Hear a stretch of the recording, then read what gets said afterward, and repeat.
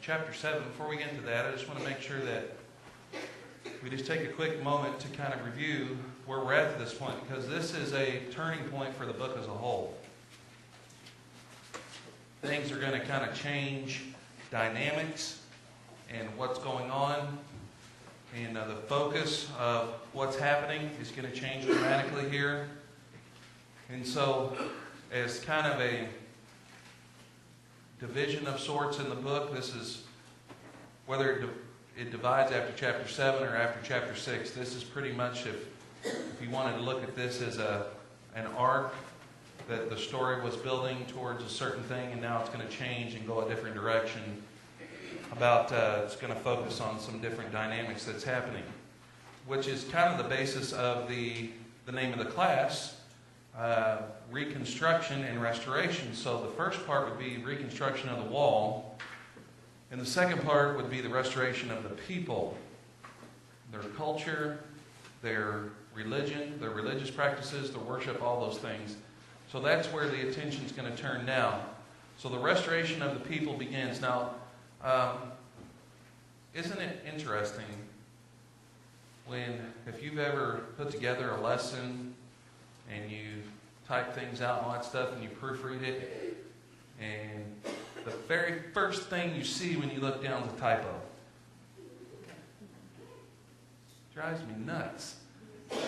In this quote here, it's the Christian. No portion of the Old Testament provides Christian. I don't know who that guy is. But the Christian. Oh, now you're going to be in the film.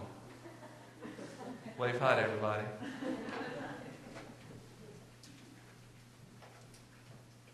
Before we get into that, though, let's do a little bit of review. So if you were summing up the first 6 chapters, if you were to sum it up in a few sentences, where would you begin? How would you sum it up if you were like reviewing it? Where would you begin with the summation? At the beginning, where do you place to start? Right? Let's start at the start. Well, let's clarify that sentence. What specific event or thing or person or would you reference as a good summary of how this all got started? Well, yeah, you're kind of summarizing kind of the whole thing as a whole, but just if you were telling the story, how would you start it? All right, so Nehemiah heard through his brother that the walls were desolate, and still, after a long period of time since the first return, we're actually going to nail down some of this tonight in our lesson about the actual time frames and the first return out of Babylon, and then from there and so forth. So from there, what do we have? Where would you go from there if we were summarizing what? Okay, maybe a little bit before that, there's something significant that happens. Well, yeah, he does. Throughout everything he prays. We know that. So, yeah, remember his countenance had fallen before the king, and the king said, what's wrong? And he should have been that way anyway, because normally if someone had a bad attitude or in the presence of the king, it meant what for him? Some form of discipline, maybe even death. We'll get a new guy. And so, anyway, so then he gets permission to return, and something remarkable happens in that return, or as he's gaining permission. What's one of the most remarkable things that occurred as he was gaining permission to return? To do this. Yeah, he didn't get just permission to go. He got the armed escort, the timbers, the good lumber, the good supplies. He got I always call it a get out of jail free card, but more or less letters from the king saying you're not to mess with these people. Let them go travel safely. So free travel under the protection of the Persian king and the Persian Empire. And so he gets to Jerusalem, checks things out. It's probably worse than what he thought, but yet he still rallies the people. And one of the key things that keeps popping up about the people, what was significant about the people, one of the main reasons why they were able to get this work done. Remember what it said there early on, and then it was mentioned a couple other times? They had a mind to work. That's a key idea that keeps coming up again and again. And so from that point forward, it was smooth sailing. Okay, so they had the surrounding nations. What were Waldorf and Stadler? You guys remember the two main guys? Sanballat and Tobiah. And then a third guy comes in, Geshem. So primarily Tobiah and Sanballat. Sanballat seems like he was the ringleader and Tobiah was his. But those two guys were primary in trying to undermine the work. And so attack after PR campaign, after writer-led, they tried every way possible to stop this from happening. And about halfway through the building of the wall, they discouraged the people, didn't they? The people ever get discouraged? A couple times. But as that happens in many things, but what prevented them from the train completely coming off the tracks? It slowed it down, but what kept it from derailing? Yeah, Nehemiah's leadership and prayer, and yeah, so there's so many things that we've learned about him as a leader throughout this. So they complete the wall and set the doors and the gates, and the people, the surrounding nations, they lost their courage, they lost their heart, they lost heart because they knew that the wall was completed with the help of their God.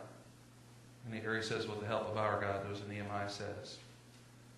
And so there's a lot of details that we've covered that obviously weren't mentioned in a thing here, but I do want to read an interesting summation when we talk about the theological impact of this section of the book.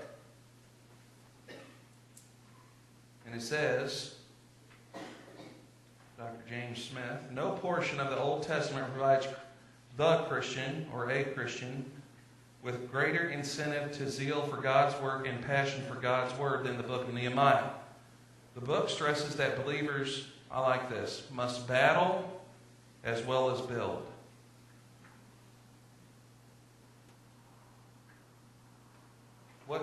There's another metaphor that came to mind immediately when I read this. In Christianity, many times we end up taking a defensive posture, don't we?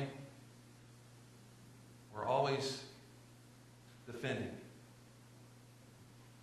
We're always kind of taking a defensive posture, which is necessary. But sometimes what loses out? Offense, right? An offensive posture. There should be more than just defense. There needs to be some things that are on the offense for the Lord and His work. So this idea of battling as well as building, because the wall was for defense, right? But they had to battle as well. So the believers must battle as well as build. Opportunities for kingdom advancement always engender opposition. Open doors are always obstructed by adversaries. You believe that statement to be true?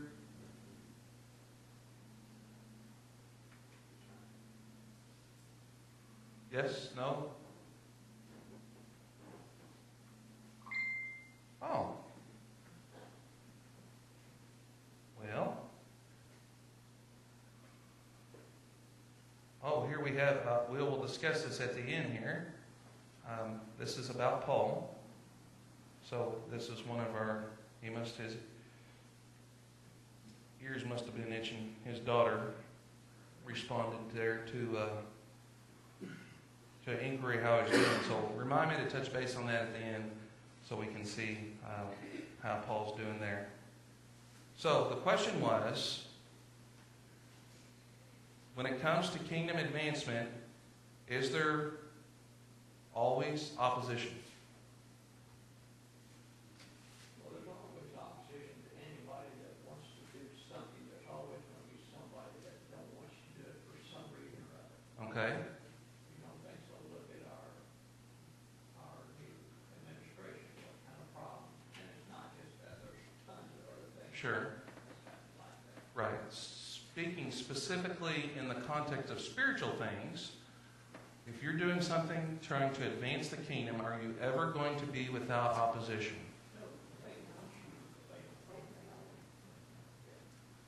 Now, the key phrase I believe in that is that if you were trying to advance the kingdom. Because if there's nothing to oppose, then is Satan and his demons, are they going to have to mess with you a whole lot? They got you right where they want you, don't they? So,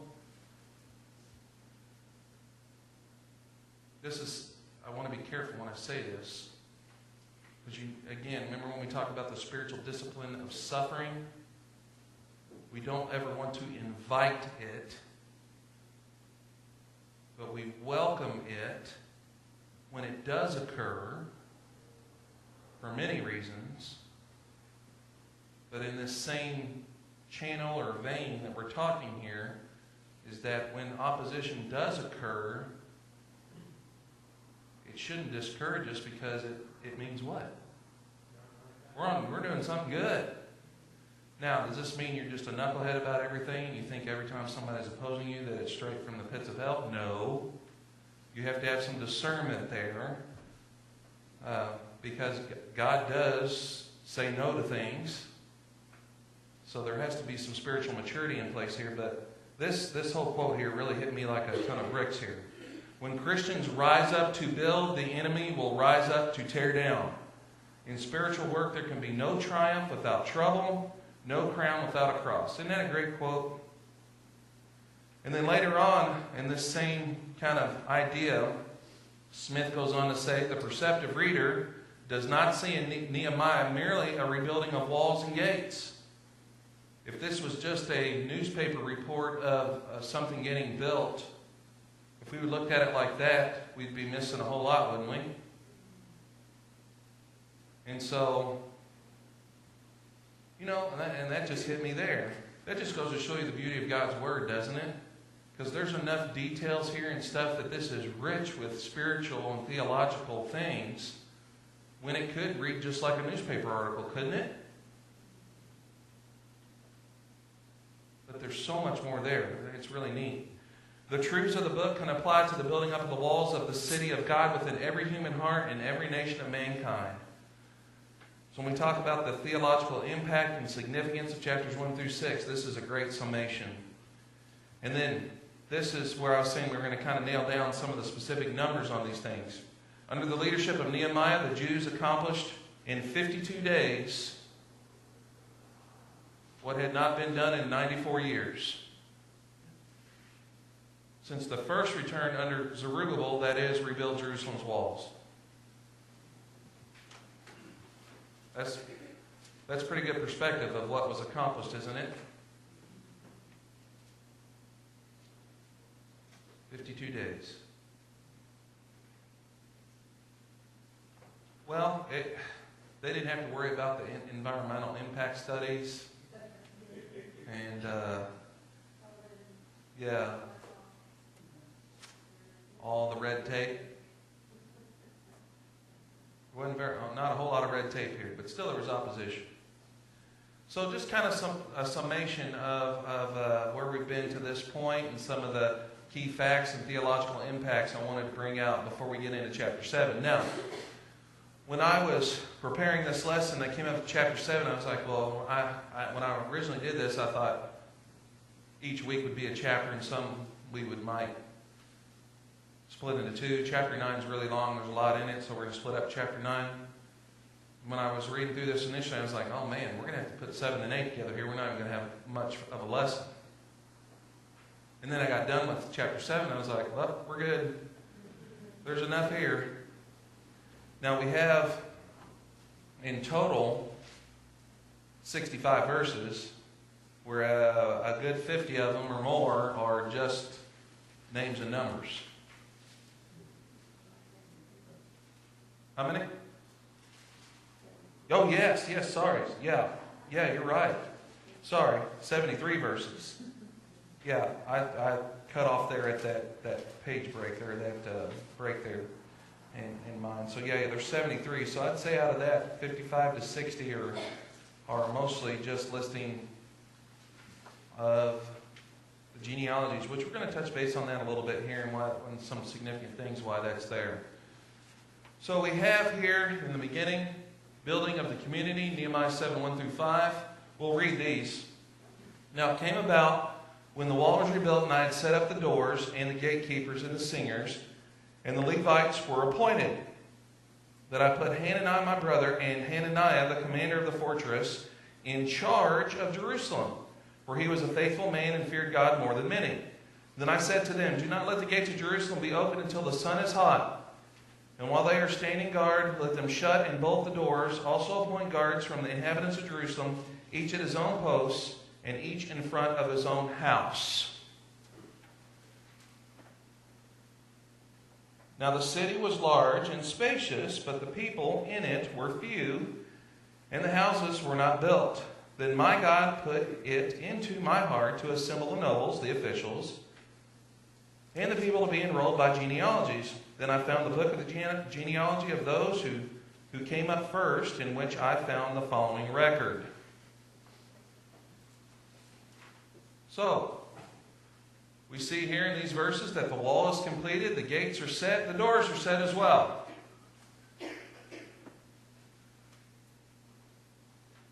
Nothing too significant about that. Pretty just basic facts. Now, Hananiah and Hananiah, you ever had a family where they named their kids close to someone else in the family? So like you have, their names are so similar, when you call one, they both answer.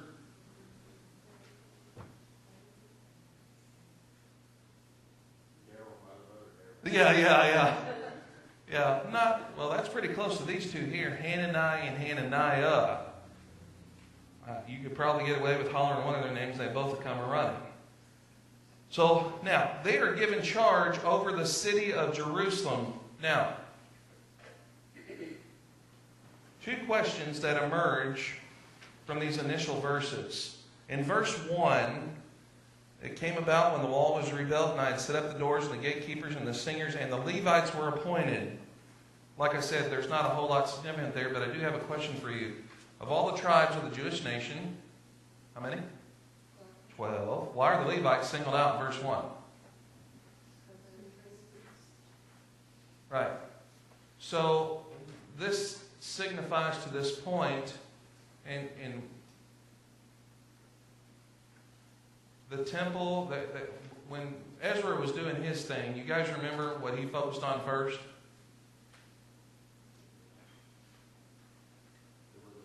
Yeah, the altar, right?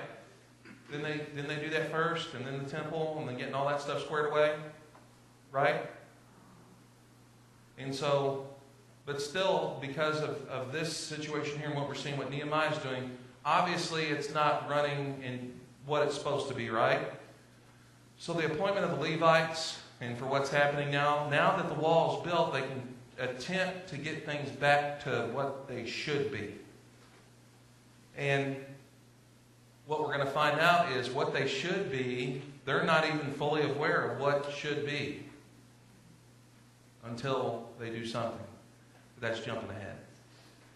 So, of all the tribes of the Jewish nation, why are the Levites singled out in verse 1? Because that they are significant in getting temple worship back up and fully running in the way that it's supposed to be according to the law.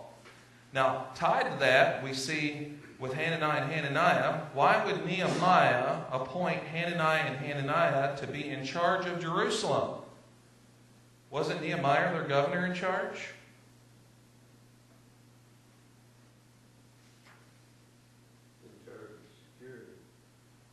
So I think there's a couple possible answers here, and I think, Steve, you're definitely on the right track. I think that's one very strong possibility here. As I think you're definitely, that's if I had to, there's a couple possibilities that I've read that are out there about what this could mean. To me, that seems the most probable because it's in the context. What's the very next verse say? Then I said to them, well, who's them? Most likely who? Hananiah and Hananiah, right? What's he instructing them on?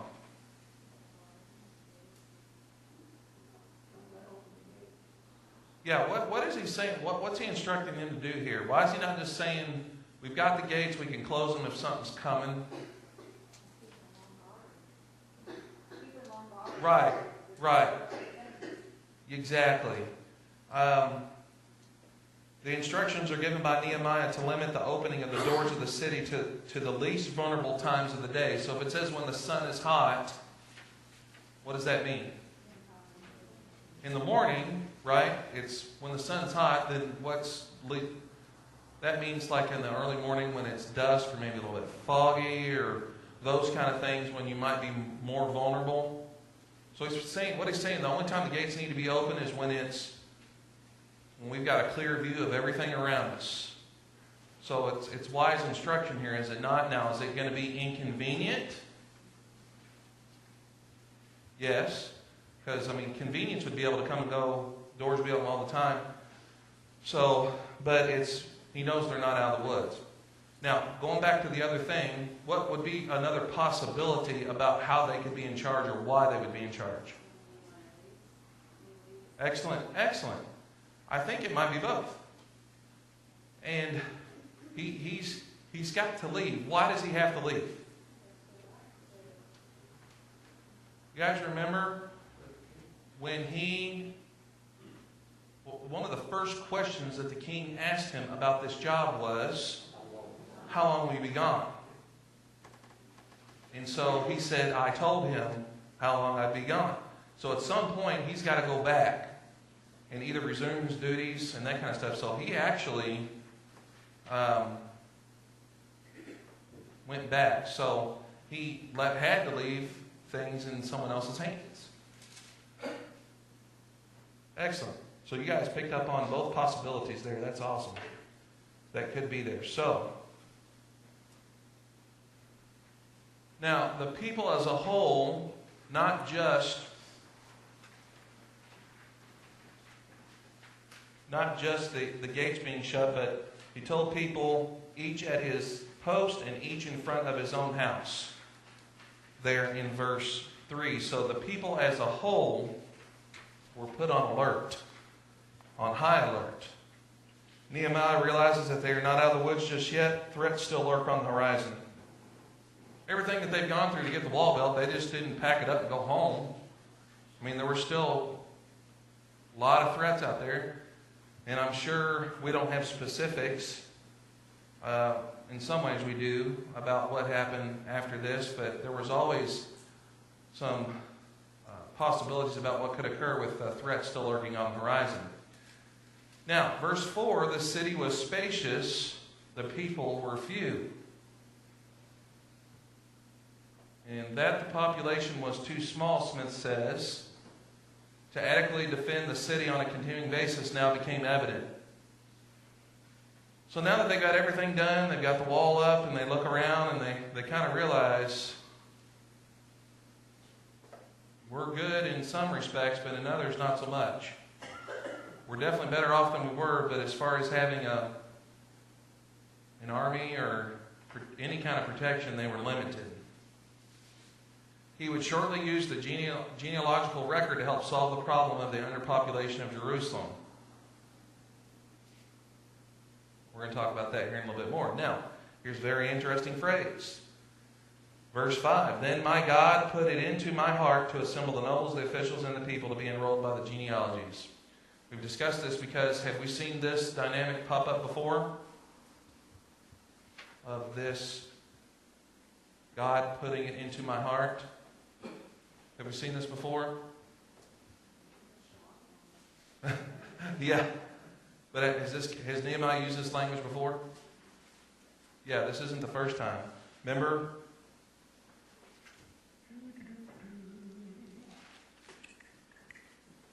I believe it was in the early parts of chapter 2.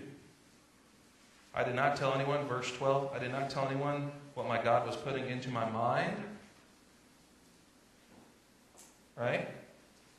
And for some reason, I'm picturing...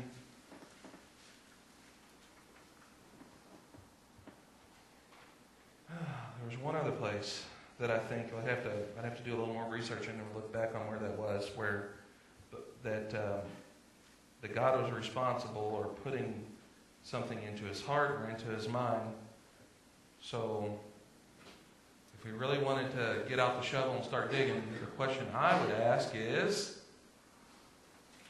how?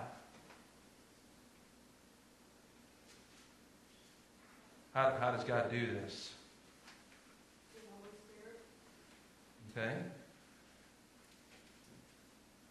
think you have to be mature to know where that voice is coming from or whatever. Sure. Yeah. Now, a lot of the ways that God revealed himself in these times is not exactly the way he reveals himself now, correct? In knowledge and prophecy and those kind of things, right? Do we have any scripture that bears that out? Thank you. That prophecy and knowledge would be done away with, replaced. Right? And so I think now that doesn't mean that God still can't move us, that it can't inspire us, move us to do things, that can't motivate us, can't provide a nudge. I mean, certainly the Holy Spirit works on us in that ways. But the how and how that took place and all that kind of stuff, it's definitely, I believe, through the power of the Holy Spirit. So, that's pretty much just a basic summation of the first 5 verses of chapter 7. Some interesting. Now, here's another question we could ask, and it's this question 3 on the back page. Why? Why would God put it on his heart? So, we know that he did. So what would be God's motivation for wanting Nehemiah to do this? That's a different question. If God did something, then we have to assume what? He had a reason for it. Well, what do you think the reason was that he wanted Nehemiah? It says here, then my God put it into my heart to assemble the nobles, the officials, and the people enrolled by the genealogy, or to be enrolled by the genealogies. Why would God want that to occur? We want to know, show them their roots where they actually Okay. came from. Is that significant in Jewish culture, in Judaism? That's significant at all? Yeah, it's kind of significant. It's very significant. Now, God knows who's of what tribe and all this kind of stuff, and the lineages and all that kind of stuff that are all still intact. What's another reason that the genealogies would be an important thing for them to keep track of? Because it was important for when Christ came. Messianic line, right? Now, again, God knew about all the begats and all that was still intact, but it was important for them to know too, right?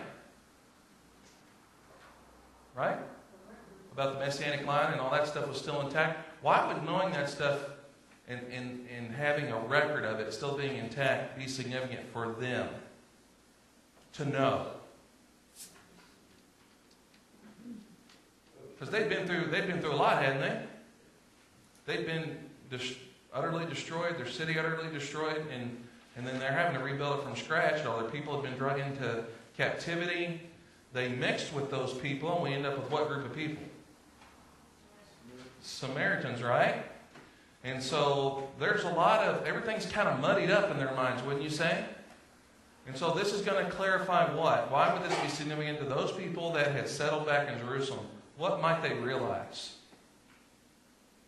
What they've done and what's how they need to change. Okay, it might remind them of their sin and keep, help keep them on track, which it did. But what else? That's a good point. What else? God is still going to deliver on His promise. There you go. That's kind of where my mind was. I really like what you said too, Barb. That it reminds them of their past. It helps them keep on the right path from moving, looking backwards. But it also clears their sight for seeing, the promises that God made through Abraham and David, those are still intact. That would bring them hope, wouldn't it? So it seems insignificant, but it says that God moved him in his heart to do it. Then we should ask, why would God want this to be done? And I think those are excellent reasons. Excellent reasons. So now we have a list of names. So, in doing this, Nehemiah sought to honor their heritage. This is verses 6 through 73. The scroll, or the book, was found which contained the names of those who had returned to Judea in 538 BC under Zerubbabel. So this was the first group that returned. Now, Nehemiah included this list that he found in this writing. But then we see in Ezra chapter 2 contains this list as well. Now, don't read ahead. The lists are different. Same event, and the list, they're actually very similar. They're more alike than they are different. In fact, I think that the differences are small, but the fact that there are discrepancies between these two lists, does this undermine inerrancy?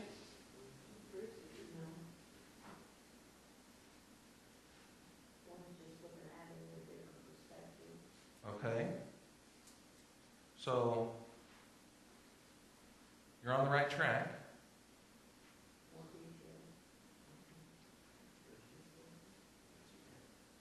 Now, unless you really dug, you wouldn't know this. So that's why we rely on a scholar like Dr. Smith. Ezra wrote his while they were still in Babylon. These were the people that said, "Yep, we're going back." Not everybody made good on that promise. And so Nehemiah's list is the ones who did. And for the most part, everybody that committed to going back did. There was a few that didn't. Now see, if you didn't know that, you might have some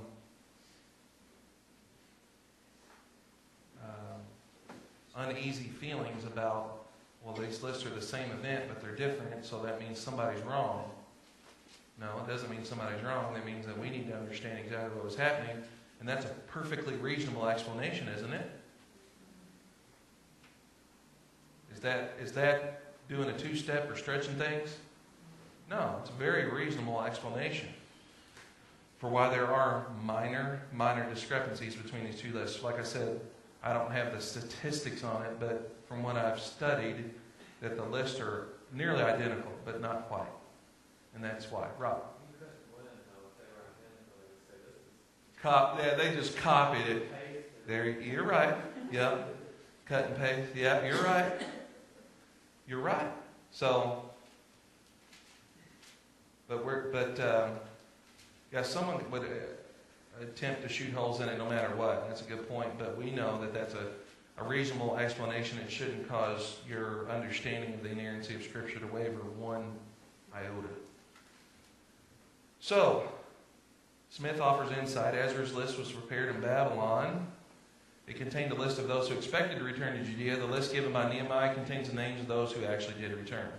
Now, two results that came out of Nehemiah taking the effort to examine these genealogies, and not only to examine them, but to enroll. Did you see that word, enroll? So what he's doing is they're taking the current genealogies and then seeing where the current people that are here, okay, they talk to this family and say, okay, who's your granddad, and all these kind of things. So they can establish the lineages in that way. And so what they were,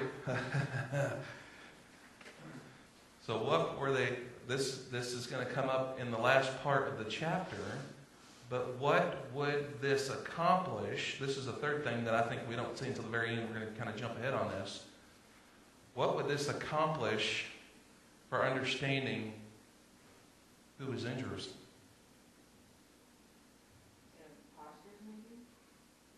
Okay, not necessarily imposters. What word might we use today?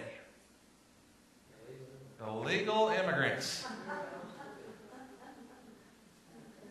Now, but now they do, and what can they do? Weed out the ones or make provision.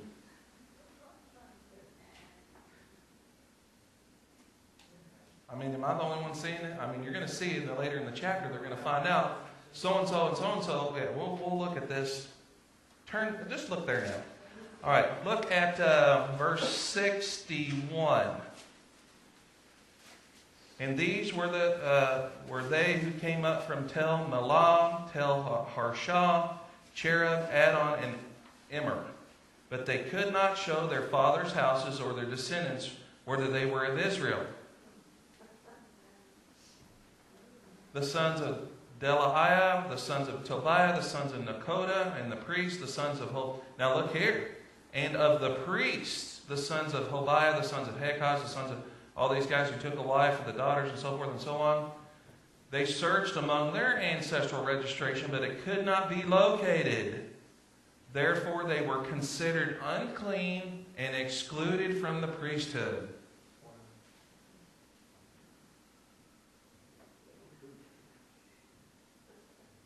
Now, they could not do this until what?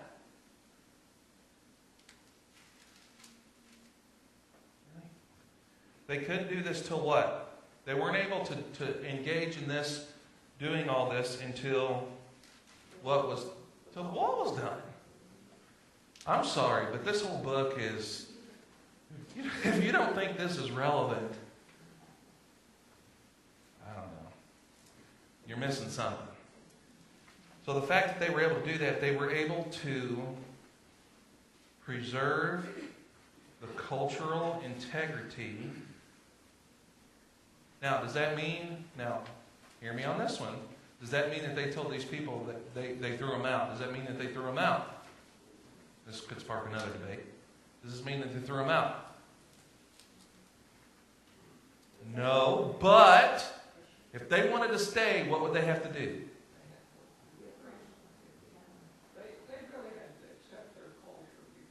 They had to go through a very specific process so they would assimilate into the Jewish culture.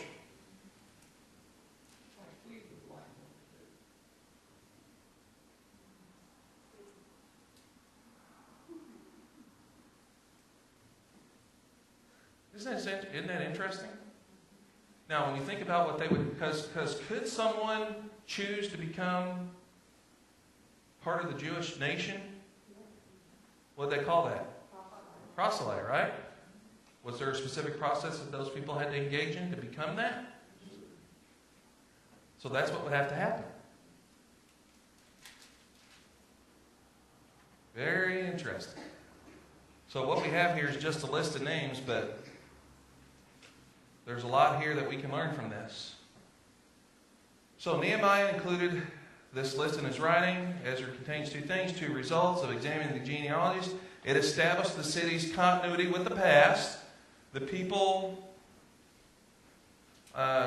these people needed to have a sense of their inheritance and their calling. We talked about this, right? And also, it became the basis, this is what we just talked about, for reorganizing the population of Judea. For getting everything situated the way it should be so that they could have the government the way they need to be, the way that their worship could be. Because what if they didn't care and they allowed someone who was not able to prove they were of the Levites to engage in the temple worship and do those things. What if? What would happen?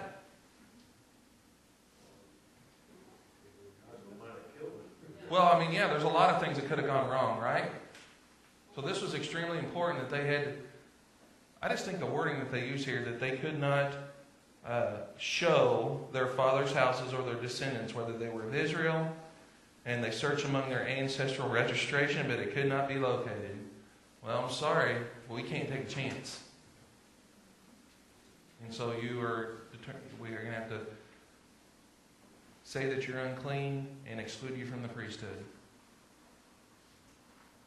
Very interesting.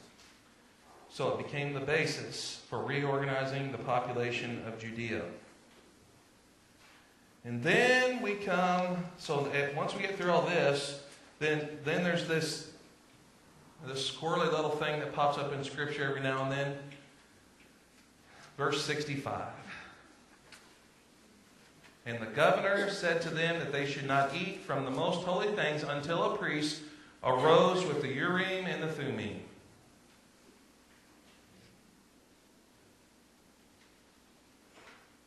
You guys ever heard of this? Now, I don't want to speak disrespectfully about this,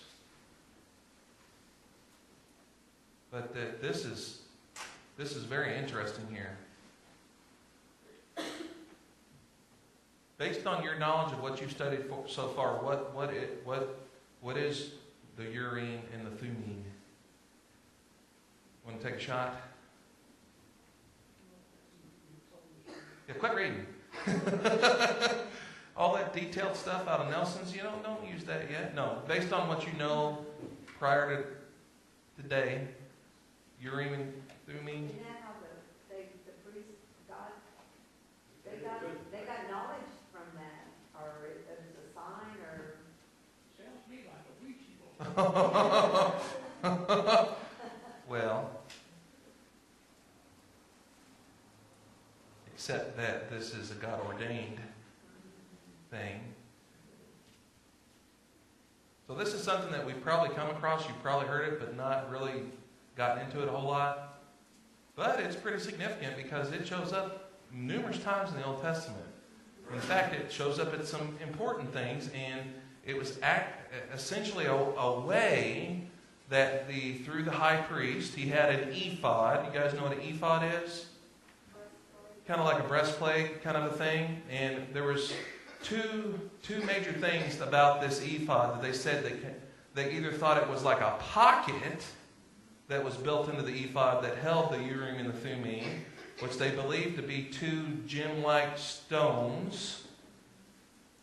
Now, how these stones interacted, whether they... Anybody here ever been to a Brazilian steakhouse? You ever been to Brazilian? You guys ever been to one? Been one time? No. One time. It's kind of neat. What they do is they have these fellers. They go around and they have like all these different meats that are roasted over an open fire. And so they have these guys come around with like spears with all this meat on it, and they come and put some on your plate. So if you want that, they'll come by and put this kind of steak on your plate, or this kind of chicken, or this kind of sausage, and they just keep coming. All different kinds. Now, you're probably like, how does this pull into the ephod, the Urim and Thummim? Well, on the table, they give you a little card that's green on one side and red on the other. And so if you want the meat to keep coming, you leave the green up, and they know to stop by and say. And so you flip it over when you're good for now, And so kind of what you have here with the Urim and the Thummim is something like a red light, green light kind of thing. Yes or no. Some way it was able to indicate to the high priest and the leaders what God's will was for certain things. So they would inquire of God, and God would communicate to them through the Urim and the Thummim. Now, in your notes, gems or stones carried by the high priest and used by him to determine God's will in certain matters. Many scholars believe these gems were cast, much as dice are thrown to aid the high priest in making. I've heard others say that they maybe glowed. Has anybody ever heard any other way that they might have interacted? Anybody else have heard anything? Yeah, there's not a whole lot there. So there was one phrase out of all this information that I'll let you guys look at and have it as a resource in the study and read some more about it. But this is why I highlighted and italicized that small paragraph right there. In your notes, it sticks out. On here I have everything bold so you can see it better. The student or Bible teacher should bear in mind that all of these theories are pure guesswork. No one knows the exact nature of the Urim and Thummim or precisely how they were used. So what do we mainly know? When it comes to these, what do we know? That it was, yes, yes, kept in the ephod, whether it was mounted in so that it looked like, they could see it, or if it was a pouch and they would cast them. So, and we also know that they were able to determine God's will through this. That's what we know. There are some things that we don't know, but it is interesting to think about the possibilities. So we don't even know if the provided complex answers are just yes, no. Correct. Pure speculation. It says they would see. Here, Nehemiah says, before we eat from the most holy things until a priest arose with Urim and Thummim. We don't know. We assume based on, so we have to make some assumptions based on this, that they were going to acquire of it something, and what kind of answers you could get.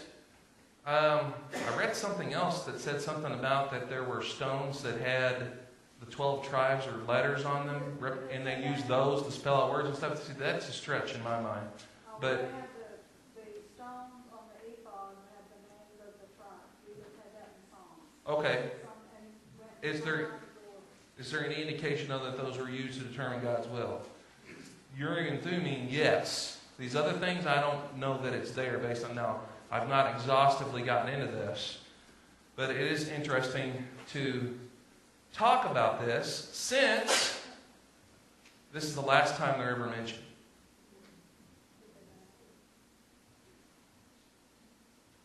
It kind of reminds me of Gideon when he was asked. Yeah, the fleece. Yeah, and that was simply what? A yes or no, right? If this, then have it be this way, right? So that God does work in that fashion. And so for the high priest and that stuff, you have the Urim and Thummim. Now, chronologically, where are we in history, Old Testament history, in the book of Nehemiah?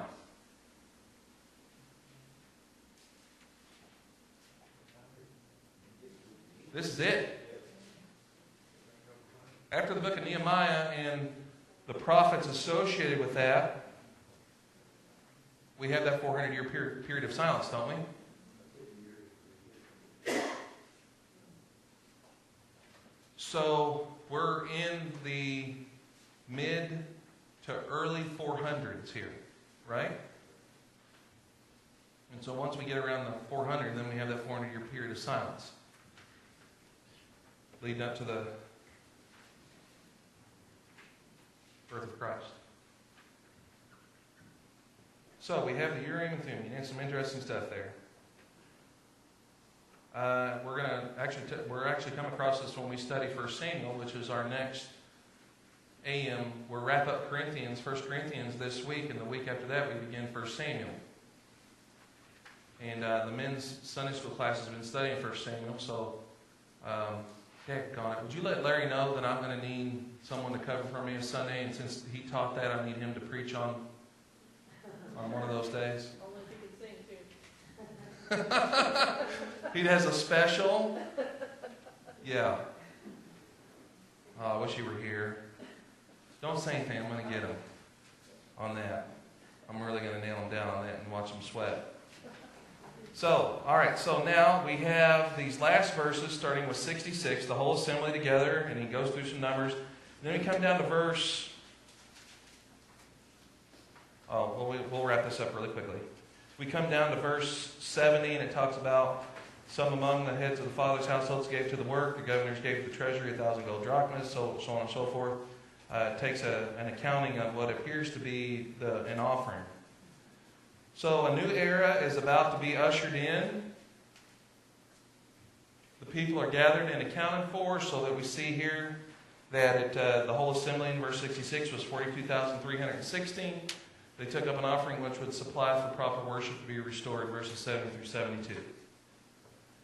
So, pretty much, that's one thing significant about that offering is, yes, they had resources, but I'm pretty sure that based on the condition of things that this was not out of their abundance, but probably out of their lack, they still gave. Now, I don't know that for sure, but that there was, but they considered what's going to be taking place as we move forward important, and we need to be able to fund it. Because what was going to be happening at the temple and all that kind of stuff and getting that all back up the way it was supposed to be would not be a minor expenditure. It would be a major expenditure to get things up and running, and they knew that. And so they gave for that. So because they weren't done. They were still moving forward under Nehemiah and his leadership. And also Ezra. Ezra's going to pop up here. Okay?